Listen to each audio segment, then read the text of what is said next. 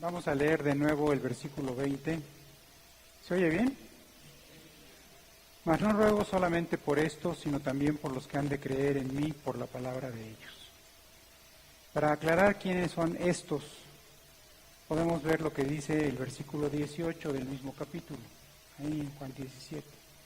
Como tú me enviaste al mundo, así yo los he enviado al mundo. Se está refiriendo a sus discípulos en su carácter de apóstoles, porque apóstol lo que quiere decir es uno enviado. Uno enviado generalmente se le añade con un mensaje, pero Dios envió a los discípulos como apóstoles, esto es para compartir el mensaje que habían recibido de nuestro propio Señor Jesucristo. El versículo 21 dice, y bueno, que quiero comentar en forma introductoria, que este es el gran pasaje de la unidad. Como ven, las palabras uno y unidad se repiten muchas veces a lo largo del pasaje. Entonces ha sido interpretado de diversas maneras, entre las cuales se dice que habla de la unidad entre los hermanos y a veces también de la unidad entre las iglesias, o dentro de el gran cuerpo que es la Iglesia Universal. Y es correcto, nada más que yo quisiera referirme a una interpretación más profunda y de hecho más sublime. Dice aquí en el 21, para que todos sean uno como tu Padre en mí y yo en ti, que también ellos sean uno en nosotros. Esa es la parte que quiero enfatizar, que sean uno en nosotros, para que el mundo crea que tú me enviaste.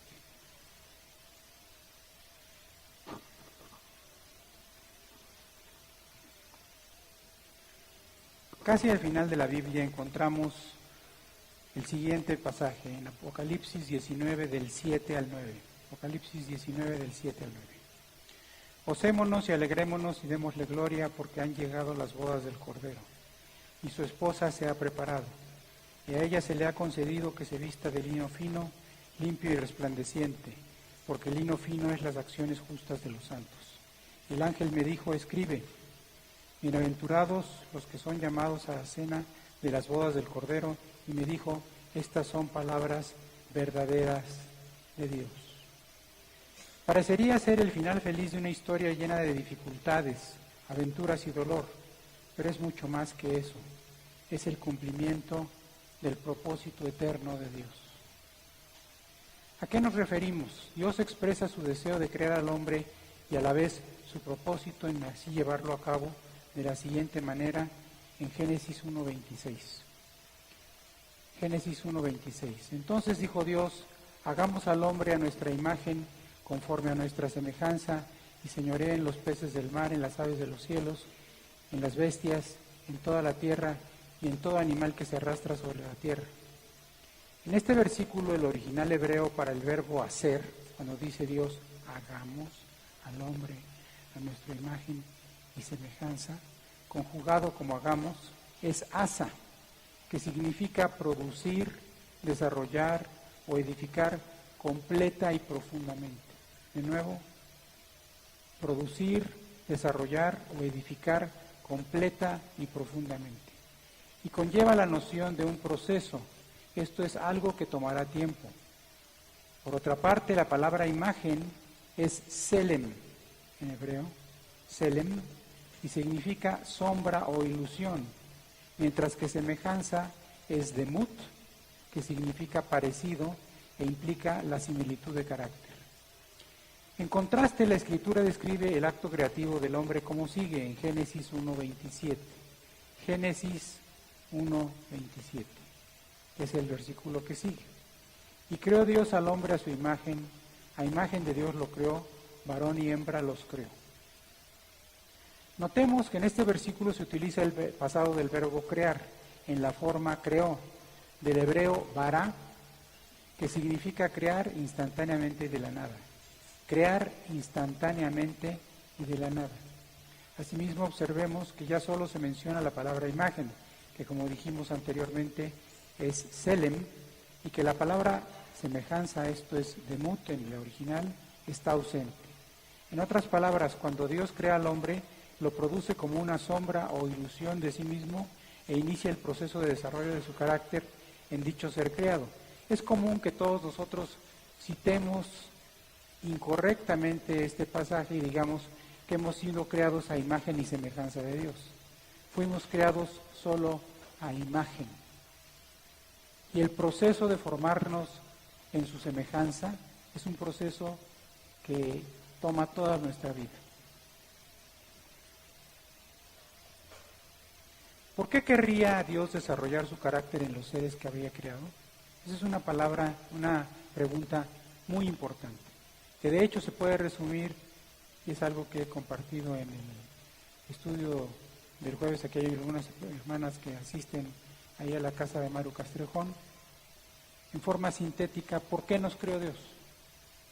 ¿Por qué? ¿Por qué quiso hacernos a su semejanza? ¿Por qué quiso darnos su carácter? La respuesta está en el versículo que habíamos leído al final de la Biblia, casi en Apocalipsis 19. Dios nos creó porque quería una esposa. Esa es la razón de todo. Él quería una esposa. En Efesios 5, 25 al 27 encontramos el siguiente pasaje. Efesios 5, 25 al 27. Maridos, amad a vuestras mujeres así como Cristo amó a la iglesia y se entregó a sí mismo por ella, para santificarla, habiéndola purificado en el lavamiento del agua por la palabra, a fin de presentársela a sí mismo una iglesia gloriosa, que no tuviese mancha, ni arruga, ni cosa semejante, sino que fuese santa y sin mancha. Sino que fuese santa y sin mancha. Vamos a ver que esto fue es el cumplimiento, de hecho, de lo que Dios se propuso desde un principio.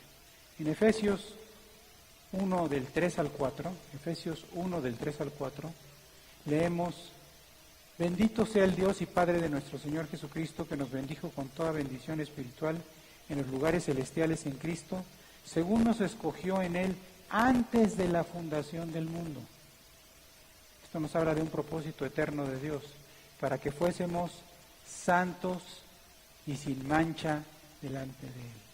Se usa la misma expresión que leímos en Efesios 5, 25 al 27. Una iglesia gloriosa que no tuviese ni mancha, ni arruga, ni cosa semejante, sino que fuese santa y sin mancha.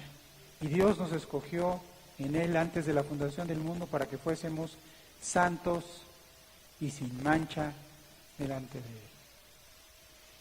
Adelantito, en Efesios 5 del 31 al 32, Efesios 5 del 31 al 32, leemos esto. Por esto dejará el hombre a su padre y madre y se unirá a su mujer, y los dos serán una sola carne. Esto ocurre en el orden natural de cosas.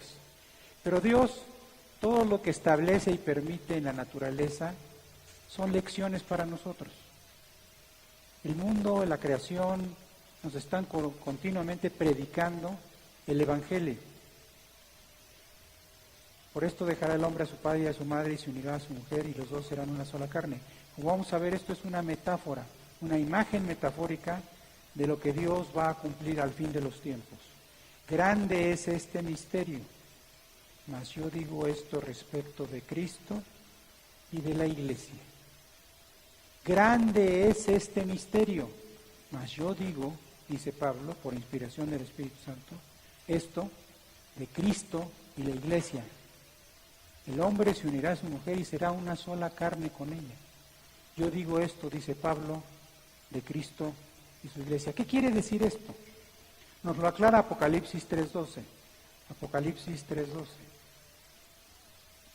Al que venciere, yo lo haré columna en el templo de mi Dios. Y nunca más saldrá de ahí. Nunca más. Y escribiré sobre él el nombre de mi Dios y el nombre de la ciudad de mi Dios, la nueva Jerusalén, la cual desciende del cielo de mi Dios, y mi nombre nuevo. Para entender lo que esto quiere decir, necesitamos considerar Apocalipsis 21:22. Apocalipsis 21:22. Acuérdense que dice, al que venciere, yo haré columna en el templo de mi Dios. Y según se puede demostrar en la Biblia, los vencedores, los que vencen, son la esposa de Cristo. constituyen corporativamente la esposa de Cristo. Dice Apocalipsis 21, 22, y no vi en ella templo. Fíjense muy bien, no vi en ella templo. Aquí está hablando Juan de su visión de la Nueva Jerusalén, la ciudad celestial, que desciende del cielo a la tierra. Y no vi en ella templo, porque el Señor Dios Todopoderoso es el templo de ella y el Cordero. El Padre y el Hijo son el templo de la Nueva Jerusalén. Y la promesa es: al que venciere, yo lo haré columna en el templo de mi Dios y nunca más saldrá de allí. ¿Qué quiere decir esto? Que se cumple el misterio del que hablaba Pablo. La iglesia gloriosa, sin mancha ni arruga ni cosa semejante, se une a su esposo, Cristo, y a través de Cristo con el Padre, porque ellos son el templo de la Nueva Jerusalén y son llamados a ser columnas en el templo de Dios. Esa es la unidad de la que está hablando Jesucristo en Juan 17, 21. Que sean uno en nosotros, así como yo en ti y tú en mí, le dice al Padre Celestial Jesucristo. Regresamos a Juan 17, versículo 22. La gloria que me diste yo les he dado, para que sean uno así como nosotros somos uno. Lo que quiero enfatizar de este versículo es la introducción. La gloria que me diste, yo les he dado. Esto es una afirmación de una potencia impresionante. Jesús dice que la gloria que el Padre le ha dado al Hijo, Él la comparte con la iglesia. Ni más ni menos. La gloria de Cristo, el mismo Señor, la comparte con su esposa. Dice Colosenses 1, 25 al 27, voy a leer la segunda parte del 25 como introducción. Estaba hablando Pablo, Colosenses 1, 25 al 27. Colosenses 1, 25 al 27. Fui hecho ministro según la administración de Dios que me fue dada para con vosotros, para que anuncie cumplidamente la palabra de Dios, el misterio que había estado oculto desde los siglos y las edades, pero que ahora ha sido manifestado a sus santos, a quienes Dios quiso dar a conocer las riquezas de la gloria de este misterio entre los gentiles, que es Cristo en vosotros, la esperanza de gloria. ¿Cuál gloria? La gloria de Cristo, ni más ni menos. Ahora es interesante que, y esto lo hemos aprendido muchos de nosotros, dado que somos seres tripartitas, hechos a imagen de Dios, que es un Dios trino, nosotros tenemos espíritu, alma y cuerpo, según lo revela 1 Tesalonicenses 5:23. Y es común que se refiera uno a la salvación en tres etapas. La primera de ellas referida a la salvación del espíritu, que es la que ocurre en el nuevo nacimiento, a la cual se le llama también justificación, por medio de la cual somos revestidos de la justicia de Jesucristo. La segunda etapa es la salvación del alma, que se refiere como santificación y que implica que somos revestidos de la santidad de Cristo. Y la tercera etapa que ocurrirá en el futuro, la primera etapa para los que somos creyentes ocurrió en el pasado. Nacimos de nuevo en algún momento en el pasado. La santificación, la segunda etapa, es algo que ocurre todos los días, a cada momento. Y la tercera etapa, que es lo que comúnmente se refiere como glorificación, que es la salvación del cuerpo, ocurrirá en el futuro. Por eso hablamos de la esperanza de gloria. Pero, 1 Corintios 1:30, afirma lo siguiente. 1 Corintios 1:30. Mas por él estáis vosotros en Cristo Jesús, el cual nos ha sido hecho por Dios sabiduría, y ahora noten las tres palabras subsecuentes: justificación, santificación y redención. No dice glorificación. De hecho, redención se interpreta como un rescate, y es el rescate de nuestro cuerpo para que ya no esté en presencia del pecado. De hecho, se dice que la justificación, esto es la salvación del Espíritu, nos libra del castigo del pecado. La santificación, que es la salvación del alma, nos libra del poder del pecado. Preguntaba durante uno de los cantos nuestro pastor Gabo, ¿eres libre? Y se refiere a la libertad que Dios nos da del poder que el pecado tiene sobre nosotros, a la santificación precisamente. Y se dice que la glorificación, pero en realidad se debería decir la redención del cuerpo, el rescate del cuerpo, nos librará de la presencia del pecado. La verdadera glorificación es la que está reservada para la esposa de Cristo, en la medida de la gloria de Jesucristo mismo, aunque también se puede hablar de que hay diversos niveles de glorificación o de gloria. Primera de Corintios 15, del 40 al 41, dice lo siguiente. Primera de Corintios 15, del 40 al 41. Y hay cuerpos celestiales y cuerpos terrenales, pero una es la gloria de los celestiales y otra la de los terrenales. Queriendo decir que son diferentes niveles de gloria. Una es la gloria del sol y otra la gloria de la luna. Y otra la gloria de las estrellas, pues una estrella es diferente de otra en gloria. Asimismo, en el cielo no todos vamos a ser iguales. De hecho, sabemos que los creyentes vamos a pasar por lo que se llama el tribunal de Cristo, donde nuestra obra será evaluada y se verá si hemos sobreedificado sobre la fe de Cristo, oro, plata, piedras preciosas, o madera, heno y hojarasca. El fuego la probará. Y por supuesto, el oro, la plata, las piedras preciosas se purifican con el fuego y se vuelven más valiosos, mientras que la madera, el heno y la hojarasca se queman con el fuego y solo quedan cenizas.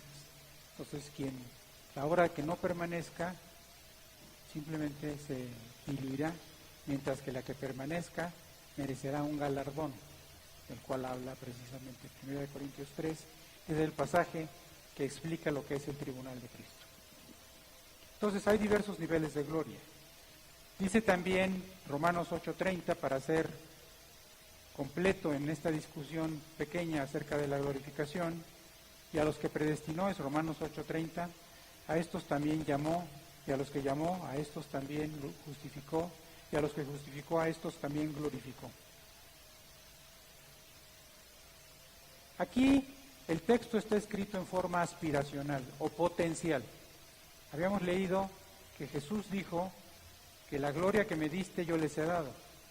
O sea, lo que le tocaba a Dios hacer, ya lo hizo. Lo que le tocaba a Cristo hacer, ya lo hizo. Ahora a nosotros nos toca la fidelidad, la obediencia a Dios. De hecho, como vamos a ver después, lo que nos toca es una y exclusiva cosa: rendir nuestra voluntad a Dios. Eso es todo lo que Dios pide de nosotros. Todo lo demás ya está hecho. El precio ya fue pagado en la cruz. El precio de nuestra justificación, de nuestra santificación y de nuestra glorificación, ya Dios hizo todo lo que había que hacer. Entonces, está hablando de ese potencial que Dios nos da si nosotros queremos rendir nuestra voluntad a Él.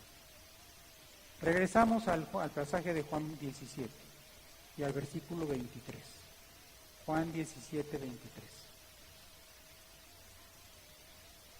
Dice, yo en ellos, está hablando Jesús, y tú en mí, para que sean perfectos en unidad. Esta es la parte que quiero resaltar. Para que sean perfectos en unidad, para que el mundo conozca que tú me enviaste y que los has amado a ellos como también a mí me has amado. En Efesios 4, del 11 al 13, Efesios 4, del 11 al 13,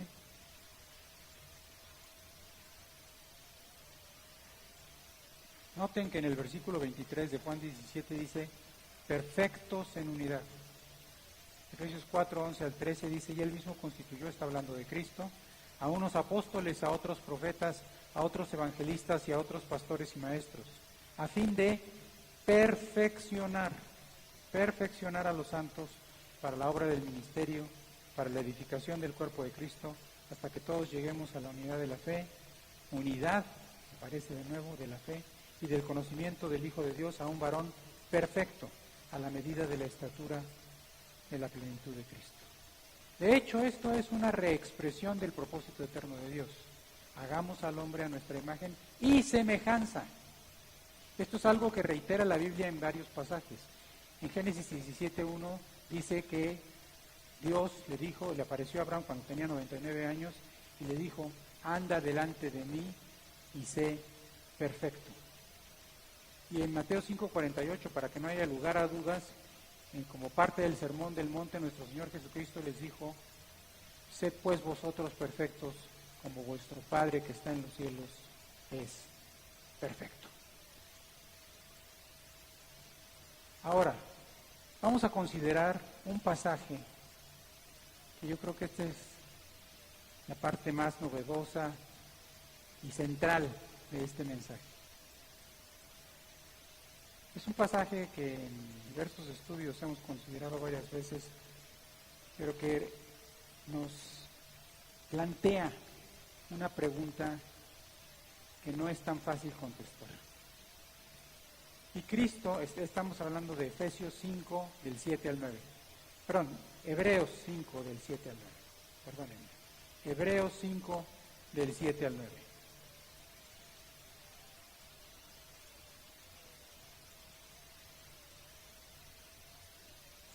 Hebreos 5, del 7 al 9. Dice, y Cristo en los días de su carne, ofreciendo ruegos y súplicas con gran clamor y lágrimas al que le podía librar de la muerte, fue oído a causa de su temor reverente. Y aunque era hijo, por lo que padeció, aprendió la obediencia. Y habiendo sido perfeccionado, está hablando de Jesucristo, vino a ser autor de eterna salvación para los que le obedecen. ¿No les provoca esto una pregunta? ¿Pues qué no Cristo ya era perfecto? Lo que es indudable es que era justo y era santo. Él era justo, su justicia nos es imputada, somos revestidos con ella en el momento del nuevo nacimiento, ya lo dijimos. Su santidad nos es imputada, somos revestidos con ella en el proceso de santificación que todos experimentamos por el Espíritu Santo diariamente a lo largo de nuestra vida después del nuevo nacimiento. Eso quiere decir que el perfeccionamiento al que se refiere es algo más. No se trata de adquirir la justicia ni la santidad que Cristo ya tenía. Jesús era santo, Jesús era justo. ¿Qué quiere decir que fue perfeccionado? El momento climático, el clímax de la historia de Jesús en su paso por la tierra ocurre en el Getsemaní. Cuando él dice al Padre, según está registrado en Lucas 22:42, Lucas 22:42,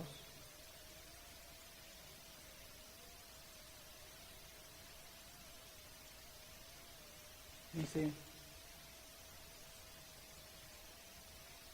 Padre, si quieres, pasa de mí esta copa, pero no se haga mi voluntad, sino la tuya. Entonces, fíjense bien, aquí Jesús está planteando un contraste entre su voluntad y la voluntad del Padre. ¿Sí se dan cuenta? No se haga mi voluntad, sino la tuya. O sea, dicho de otra manera, parafraseada, si hubiera otra manera de hacer las cosas, pues que no tenga yo que pasar por esto. Y a lo que más le temía a Jesús es estar separado del Padre, ya lo sabemos. Se acerca la celebración de la Semana Santa y siempre se habla de lo mismo. Porque al llevar el pecado de todos nosotros y hacerse la esencia misma del pecado, ya no iba a poder gozar de lo que había gozado eternamente, que era la presencia del Padre. Por eso Él clama en la cruz y dice: Dios mío, ¿por qué me has desamparado? Hace un contraste entre su voluntad y la voluntad del Padre. Pero al hacer esta oración, ¿qué está haciendo? Está sujetando su voluntad a la del Padre. Y entonces llega a ser perfecto en unidad con el Padre. La voluntad de Cristo y la voluntad del Padre se vuelven una sola. Entonces la cuestión es esta: ¿queremos ser perfectos conforme a lo que Dios ha dispuesto? Nuestra voluntad debe ser la voluntad del Padre. Dios, cuando crea al hombre y a la mujer, le regala el libre albedrío. Pero para vencer, conforme a lo que un vencedor significa en la Biblia, es necesario regresarle a Dios ese libre albedrío. Yo ya no quiero tomar las decisiones de hoy en adelante, quiero que las tomes tú. Y por supuesto, hay cosas que son bastante obvias cuando tenemos suficiente conocimiento bíblico. Si estamos meditando en la palabra, pues sabemos cómo proceder en ciertas situaciones. Pero en caso de duda, pregúntale a Dios: Señor, ¿qué quieres que yo haga? No se haga mi voluntad, sino la tuya.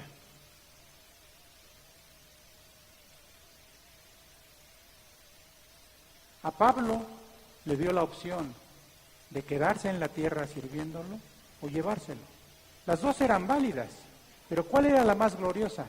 Quedarse en la tierra sirviéndolo, aunque eso implicaba sufrimiento, dolor, dificultad, aflicción, cárcel, golpes, torturas. Pero Pablo estuvo dispuesto. Y como he dicho muchas veces los cristianos nos conformamos con lo bueno de Dios y por eso nos perdemos de lo mejor de Dios. Por esta razón, y ahora lo entendemos mejor, como padre de la oración del Padre Nuestro, en Mateo 6:10, dice, Mateo 6:10, cuando Jesús le está enseñando a orar a sus discípulos, ese fragmento dice: venga tu reino, hágase tu voluntad, como en el cielo, así también en la tierra. Eso quiere decir que así exactamente como se hace tu voluntad perfecta, santa y agradable en los cielos, se haga aquí en la tierra. Y no que andemos decidiendo nosotros esto y aquello y lo demás allá. ¿Me explico?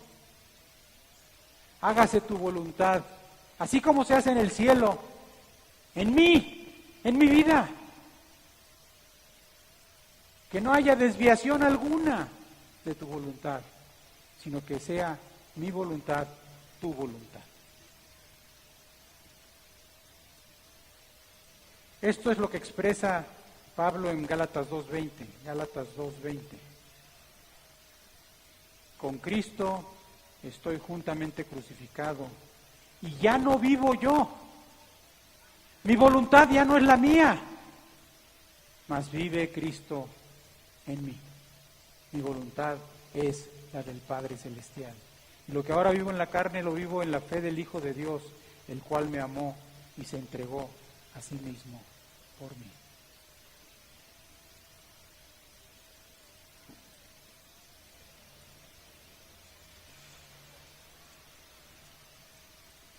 En el versículo 24 de Juan 17, regresamos a ese pasaje, Juan 17, 24.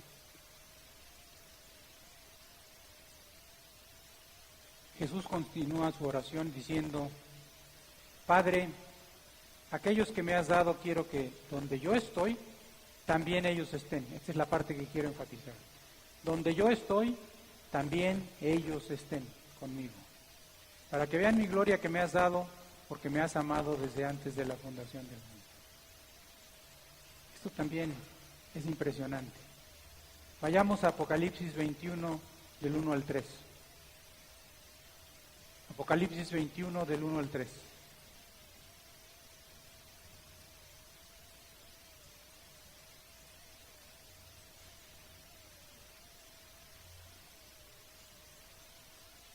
Apocalipsis 21 del 1 al 3 dice: vi un cielo nuevo y una tierra nueva, porque el primer cielo y la primera tierra pasaron y el mar ya no existía más. Y yo, Juan, vi la santa ciudad, la nueva Jerusalén, descender del cielo de Dios, dispuesta como una esposa ataviada para su marido. Y oí una gran voz del cielo que decía: he aquí el tabernáculo de Dios con los hombres. He aquí el tabernáculo, esto es la habitación permanente de Dios con los hombres. Y Él morará con ellos y ellos serán su pueblo. Y Dios mismo estará con ellos como su Dios. Dice, sabemos, hemos aprendido que la iglesia gloriosa, ese cuerpo de cristianos que están dispuestos a entregarle su voluntad a Dios, constituye la esposa de Cristo. Pero aquí se hace un símil entre la Nueva Jerusalén y la esposa de Cristo, una esposa ataviada para su marido. Primera de Pedro 2:5 nos aclara por qué. Primera de Pedro 2:5 dice: vosotros también, como piedras vivas, sed edificados como casa espiritual.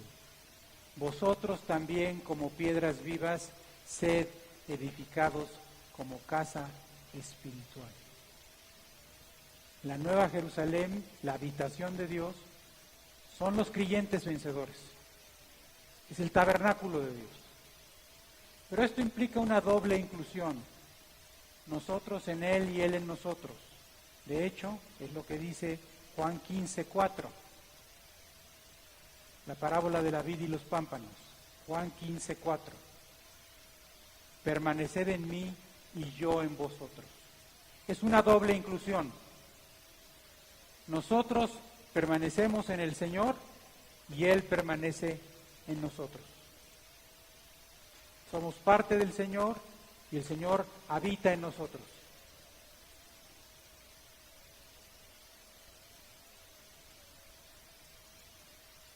El versículo 25 de Juan 17, 25 de Juan 17 dice: Padre justo, el mundo no te ha conocido, pero yo te he conocido y estos me han conocido que tú me enviaste. Aquí lo que quiero enfatizar es que la palabra conocido aparece 3 veces. Padre justo, el mundo no te ha conocido, pero yo te he conocido y estos han conocido que tú me enviaste. Mateo 11:27 dice: todas las cosas me fueron entregadas por mi Padre, y nadie conoce al Hijo, fíjense, nadie conoce al Hijo sino el Padre, ni al Padre conoce a alguno sino el Hijo, y aquel a quien el Hijo lo quiera revelar. Aquel a quien el Hijo lo quiera revelar.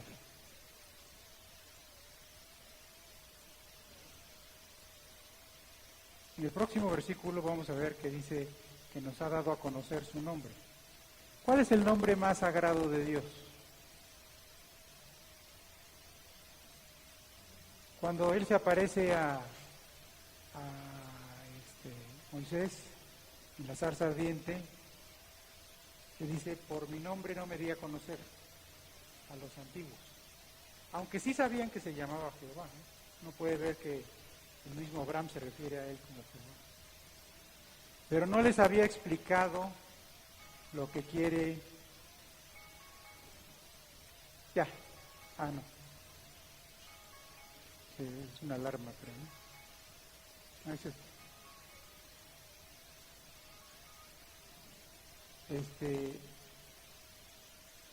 No les había explicado lo que quiere decir Jehová, que ciertamente es: yo soy el que soy.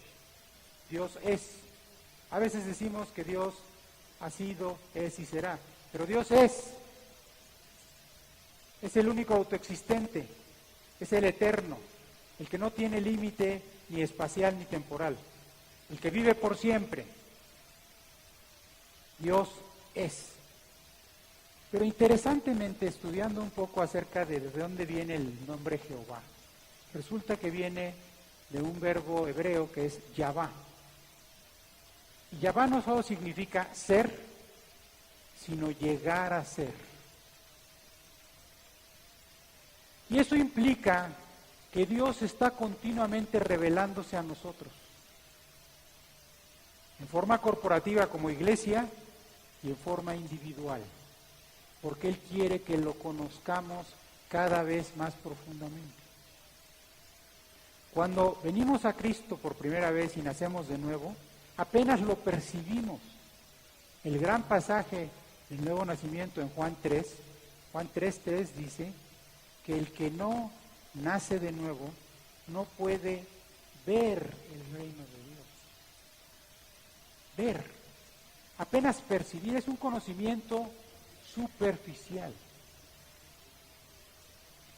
Pero después añade 2 versículos más adelante en Juan 3:5, que el que no es nacido del agua y del Espíritu no puede entrar en el reino de Dios. Una cosa es ver y otra cosa es entrar. Y en el mismo sentido, hay 3 niveles de conocimiento, por lo menos, que se pueden identificar en la Biblia. Percibir apenas, conocer íntimamente y conocer íntima y profundamente. Y dice aquí,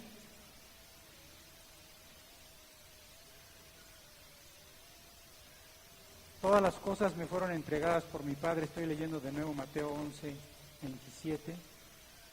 Y nadie conoce al Hijo sino el Padre, ni el Padre conoce a alguno sino el Hijo, y aquel a quien el Hijo lo quiera revelar. También dice Juan 1:18, a Dios nadie le vio jamás. El unigénito Hijo que está en el seno del Padre, Él le ha dado a conocer. Él le ha dado a conocer. Pero ¿saben? Esto de que aquel a quien el Hijo lo quiera revelar, en sus niveles de mayor profundidad e intimidad de conocimiento, es a quien verdaderamente le busca.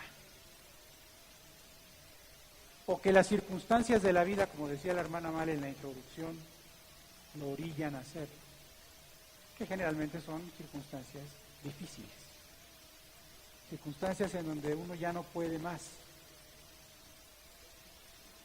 Hay un video que les voy a enviar al chat, que se llama Dios pudo haber dejado a Job solo.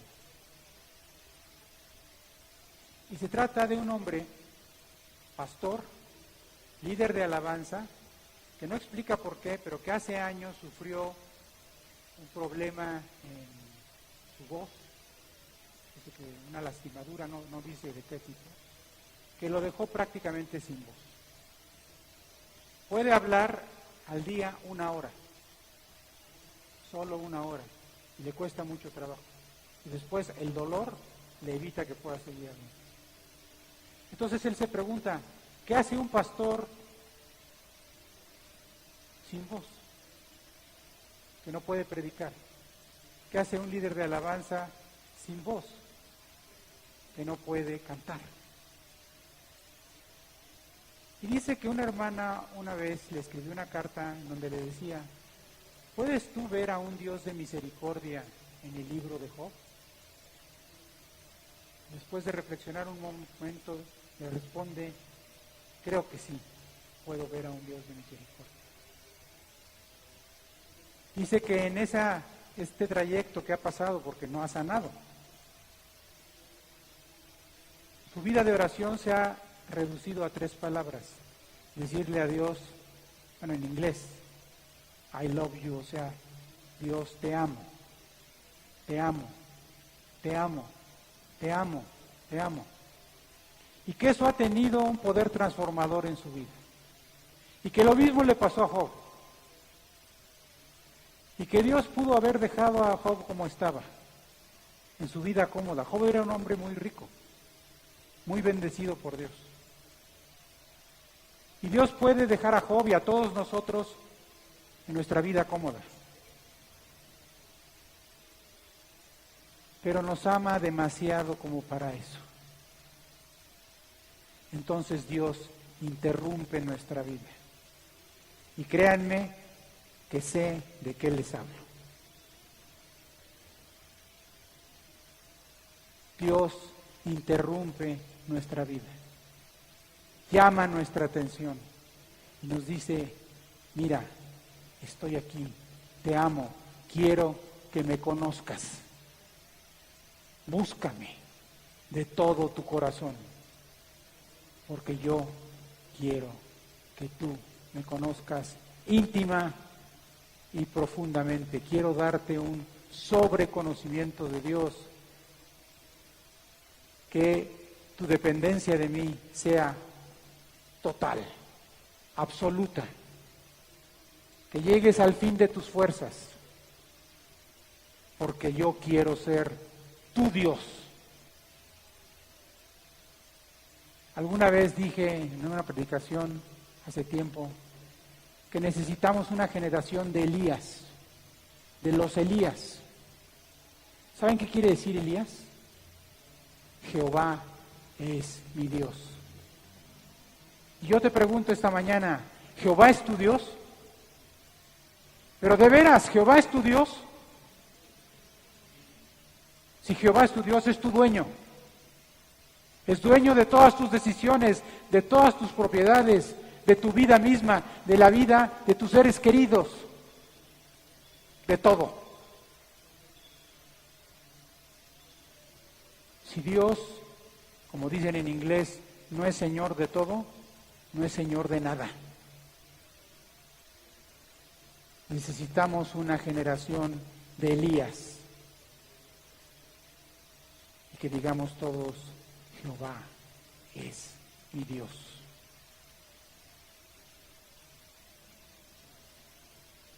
Y finalmente el versículo 26. Y les ha dado a conocer tu nombre.